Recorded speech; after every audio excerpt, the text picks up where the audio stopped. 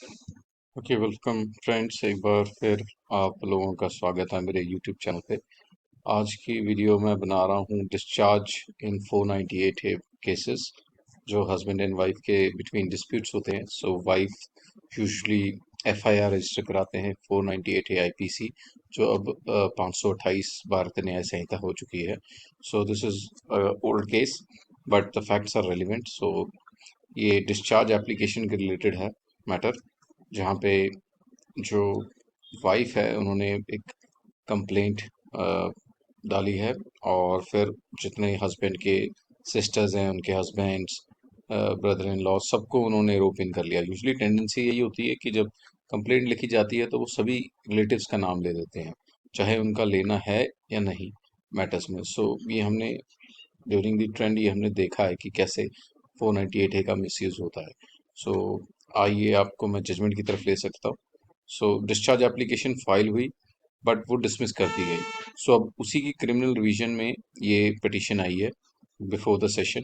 और मैटर ये था कि जो एलिगेशंस थे वो जनरल इन नेचर थे और ओमनीबस थे, यानी कि यूनिवर्सल थे। कोई ऐसा स्पेसिफिक एलिगेशन नहीं था जो उनकी जो रोल है उनका एलिज्ड ऑफेंस में उसको इम्प्लीकेट कर पाए। So nothing substantive has been said in the FIR. और हुआ क्या, जो रिविजनिस्ट हैं जिन्होंने रिवीजन पिटिशन फाइल की है वो already married sister in law हैं कंप्लेनेंट की। उनकी ऑलरेडी मैरिज पहले से हो रखी थी जब इनके ब्रदर की शादी हुई है इनसे, और उन्होंने यही अपनी जो रिवीजन डिस्चार्ज पिटिशन थी उन्होंने यही ग्राउंड लिया कि ये हस्बैंड वाइफ का डिस्प्यूट है और इसमें लेना देना नहीं है। सो कोर्ट अब क्या डिस्कस करती है, कोर्ट ऑनरेबल सुप्रीम कोर्ट की जो डायरेक्शंस है 498 में उन सारी जजमेंट्स को कोर्ट करती है। पहली है Kahkashan Kausar Sonam and others versus state of Bihar 2022 की जजमेंट है। उसमें कोर्ट ने ये हाईलाइट किया है कि जो सर्कमस्टांसेस होते हैं इसमें इसमें जो अपीलेंट्स हैं जिनमें प्रेफर की है वो general and omnibus allegations can not manifest in a situation where the relatives of the complaint husband are forced to undergo trial. So once again court ने यही कहा है कि आपने एक वेग एलिगेशन के उस पे हस्बैंड्स के रिलेटिव को हरास नहीं करना है बाय एन एफआईआर। और ऑनरेबल सुप्रीम कोर्ट का जो रेलिवेंट पैरा है जिन्होंने इसको कोट किया है, before we delve into greater detail in the nature content of allegations, it becomes pertinent to mention that incorporation of 498A was aimed at preventing cruelty. So हो क्या रहा है, अब इसका रिवर्स हो रहा है। The section was misused, और because marriage is a thing you can't be sure about it, ये चले या ना चले, but it can be a punishment because दोनों स्पाउस आते हैं under the arrangement of marriage, but it cannot be a tool to harass someone. So यही supreme court की भी जजमेंट कहती है कि ये एक पर्सनल स्कोर सेटल करने वाला टूल नहीं बन सकता। उसके बाद जो मोस्ट सेलिब्रेटेड जजमेंट आई Rajesh Sharma versus state of UP 2018 की, उसमें अगेन इसी चीज को दोहराया गया, कोट किया गया कि 498 ए का जो मोटिव था उससे हट चुका है। अब जो सोसाइटी का अडॉप्शन है उसकी, स्पेशली जो हरास्ड फीमेल विक्टिम्स हैं उनका ऑब्जेक्टिव ही डिफरेंट हो गया है। फिर एक जजमेंट है Arnesh Kumar versus state of Bihar, once again ये एक फिनोमिनल जजमेंट थी। एक बार कोर्ट ने फिर दोबारा इसी चीज को दोहराया। The simplest way to harass is to get the husband and his relative arrested under this provision.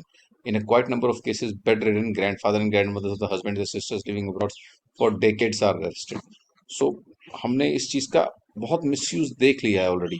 फिर Preeti Gupta versus state of Jharkhand, उसमें भी यही चीज बाहर दोहराएगी। तो time and again Supreme Court ने इतनी जजमेंट्स दी है कि जिसमें जो इंक्वायरी ऑफिसर है, जो भी इसका इंक्वायरी इन्वेस्टिगेशन ऑफिसर है, उनको ये चीज़ें देखनी होती है बिफोर रजिस्टरिंग दी एफआईआर। और आपको पता है कि जैसे कि मोटिवेटेड होते हैं, जैसे भी इनको चाहे वो ब्राइब करें या कुछ भी करके दे करप्ट देम।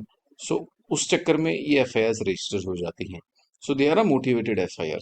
फिर Geeta Mehrotra versus state of UP में भी सेम चीज़ यही कही गई है। मैट्रिमोनियल डिस्प्यूट में हमने सबस्टैंड देखना है कि कितना फिजिकल, मेंटल, इमोशनल टॉर्चर है, रेदर देन कि हम एक वेग एलिगेशन ओमनी बस एलिगेशंस लगा दें। सो जजमेंट्स जो हैं अभी तक की बेस्ट कोटेड जजमेंट्स रही हैं, तभी मैंने इस जजमेंट पे वीडियो बनाना सही समझा, आप लोगों के साथ शेयर कर रहा हूँ। फिर अपनी जजमेंट में कोर्ट 1245 सीआरपीसी का इंटेंट भी शेयर करती है कि भाई when accused shall be discharge, the accused has been made with if verdict would warrant his conviction, the magistrate shall discharge him. So सीधा कहता है कि जब उनके फैक्ट्स हैं जो प्रेजेंट केस के, वो ऐसे प्रेजेंट हों कि उनका रोल एलिज ही नहीं है, so it would warrant the magistrate to release them under this section. So that is a discharge. So once again जो revisions थे उन्होंने प्रेफर किया कि ये जो जजमेंट है, जो डिस्चार्ज एप्लीकेशन डिसमिस हुई है, वो गलत डिसमिस हुई है। रेदर हम उनके जो इनके ब्रदर हैं, उनकी जो वाइफ है कंप्लेनेंट, उनके साथ इनका लेना देना नहीं है। सो कोर्ट ने इस चीज़ को सही माना और बाकी जजमेंट जितनी ऊपर कोर्ट हुई, कोर्ट ने उसी के तहत कहा कि नहीं, जो डिस्चार्ज एप्लीकेशन डिसमिस हुई है वो गलत हुई है, इसमें एक रिकंसिडरेशन चाहिए on all the same points that was discussed. और कोर्ट ने इसको रिमांड बैक किया, इस रिवीजन को, कि आप एक फ्रेश तरीके से इसको दोबारा से सारा डिस्कस करके फिर एक well reason speaking order pass करें। तो that is how discharge applications actually should happen in 498 cases. So hope आप लोगों को ये जजमेंट समझ आई हो और आपका जो इस टॉपिक पे आपकी अंडरस्टैंडिंग है और बेटर हुई हो। ऐसी वीडियोस बनाता रहूंगा। मेरे चैनल को लाइक सब्सक्राइब जरूर कीजिए and thanks for watching. Thank you.